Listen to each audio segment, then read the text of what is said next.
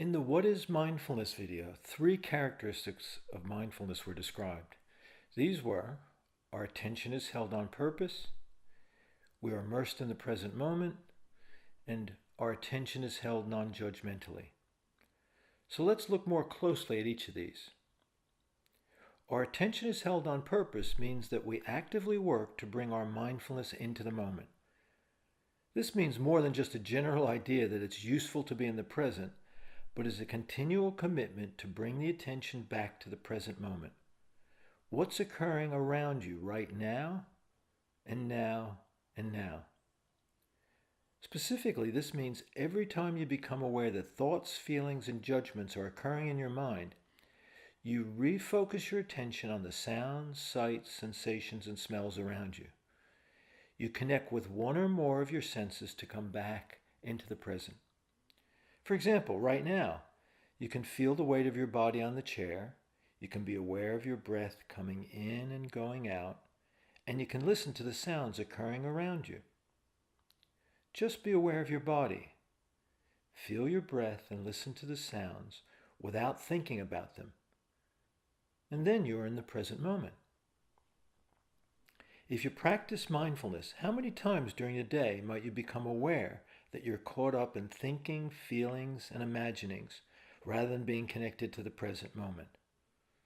Well, there's hundreds of times during an average day that you realize that you're not fully present and you can bring your attention back on purpose.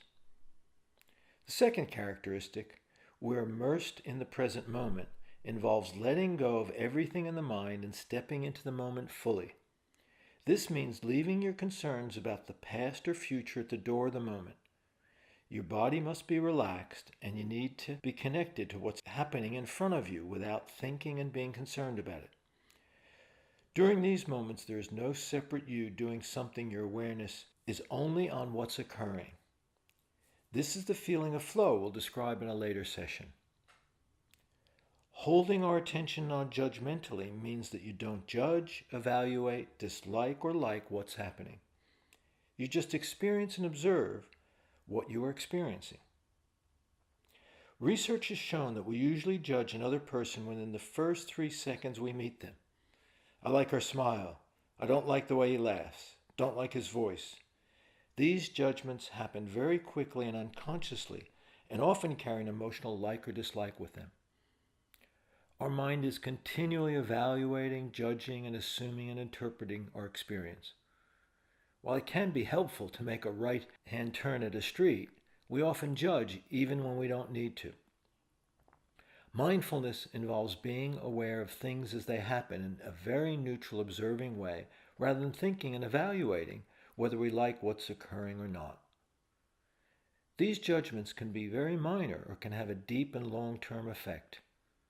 A mother and daughter were once watching television together, and the mother was getting very agitated and voiced her dislike by the level of sex and violence being shown.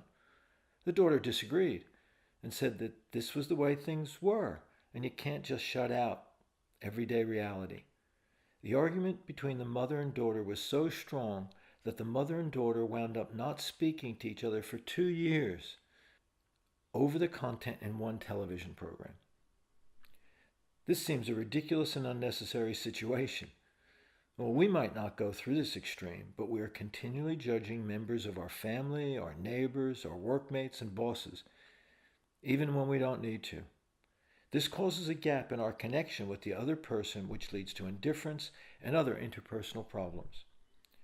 Practicing being in the moment and letting go of the tendency to judge or to like and dislike is a very, very powerful skill of mindfulness. It helps keep our relationships open and positive.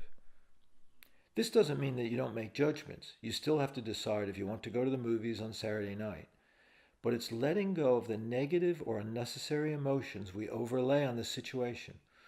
Oh, it's awful that the movie I wanted to see isn't showing any longer. Your dislike of something you can't change doesn't add anything to the situation other than generates a negative feeling within yourself and others. So download the mindfulness worksheet and think about how you can put these specific ideas into practice right away.